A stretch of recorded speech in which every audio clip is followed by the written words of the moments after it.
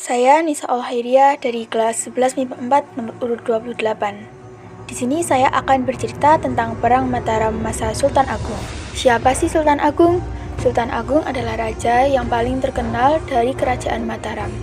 Pada masa pemerintahan Sultan Agung, Mataram mencapai zaman keemasan. Cita-cita Sultan Agung adalah mempersatukan seluruh tanah Jawa dan mengusir kekuasaan asing dari bumi Nusantara. Terkait dengan cita-citanya ini, maka Sultan Agung sangat menentang keberadaan kekuatan VOC di Jawa. Apalagi tindakan VOC yang terus memaksakan kehendak untuk melakukan monopoli perdagangan, membuat para pedagang pribumi mengalami kemunduran. Kebijakan monopoli itu juga dapat membawa penderitaan rakyat. Oleh karena itu, Sultan Agung merencanakan serangan ke Batavia. Sebenarnya ada beberapa alasan mengapa Sultan Agung merencanakan serangan ke Batavia, yaitu tindakan monopoli yang dilakukan VOC. VOC sering menghalang-halangi kapal-kapal dagang Mataram yang akan berdagang ke Malaka. VOC menolak untuk mengakui kedaulatan Mataram, dan keberadaan VOC di Batavia telah memberikan ancaman serius bagi masa depan Pulau Jawa. Pada tahun 1628, telah dipersiapkan pasukan dengan segenap persenjataan dan perbekalan. Pada waktu itu, yang menjadi Gubernur Jenderal VOC adalah J.B. Join. Sebagai pimpinan pasukan Mataram adalah Tumenggung Baurekso. Tepat pada tanggal 22 Agustus 1628, pasukan Mataram di bawah pimpinan Tumenggung Baurekso menyerang Batavia. Pasukan Mataram berusaha membangun pos pertahanan, tetapi kompeni VOC berusaha menghalang-halangi sehingga pertempuran antara kedua belah pihak tidak dapat dihindarkan. Di tengah-tengah berkecamuknya peperangan itu, pasukan Mataram yang lain berdatangan, seperti pasukan di bawah Suro Anggul-Anggul yang dibantu oleh Kiai Dipati Mandurarejo dan Upa Santa. Datang pula laskar orang-orang Sunda di bawah pimpinan Dipati Ukur. Pasukan Mataram berusaha mengepung Batavia dari berbagai tempat. Terjadilah pertempuran sengit antara pasukan Mataram melawan tentara VOC di berbagai tempat. Perlawanan rakyat Mataram terhadap VOC di Batavia dilakukan pada bulan Agustus 1628 yang dipimpin oleh Tumenggung Bahurekso. Walaupun pasukan Mataram kelelahan akibat menempuh jarak yang sangat jauh dengan persediaan bahan makanan yang mulai menipis, pasukan Mataram mampu melakukan serangan terhadap VOC di Batavia sepanjang hari.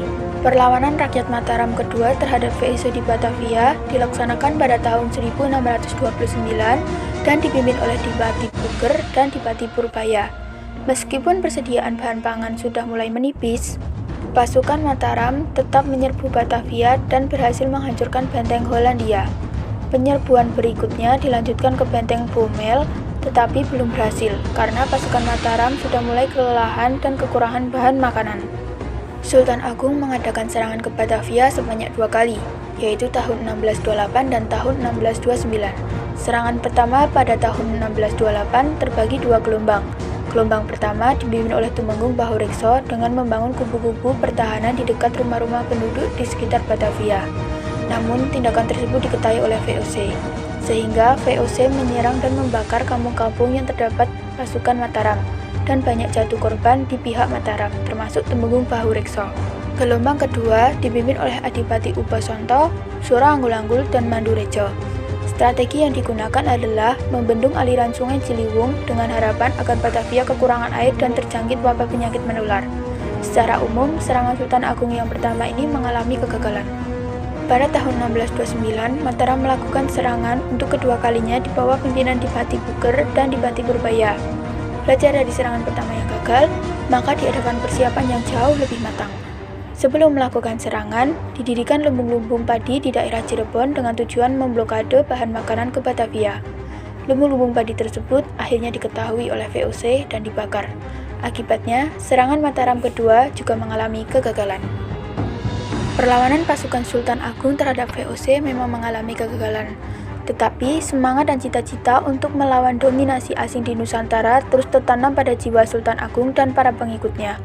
Sayangnya, semangat ini tidak diwarisi oleh raja-raja pengganti Sultan Agung.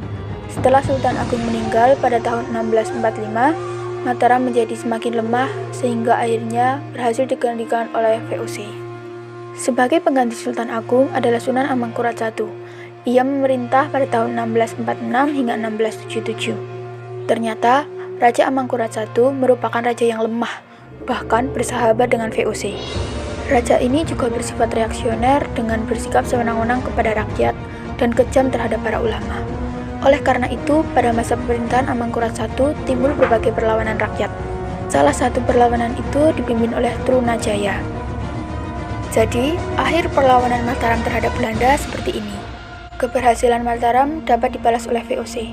VOC mengalahkan Mataram dengan menghancurkan lumbung-lumbung padi di Cirebon dan Tegal dengan cara dibakar. Akibatnya, pasukan Mataram yang menyerang VOC kesulitan pangan. Selain itu, jarak antara Yogyakarta dan Batavia sangat jauh. Kalahnya persenjataan dan penyakit malaria menjadi alasan kekalahan Mataram dalam menghadapi VOC.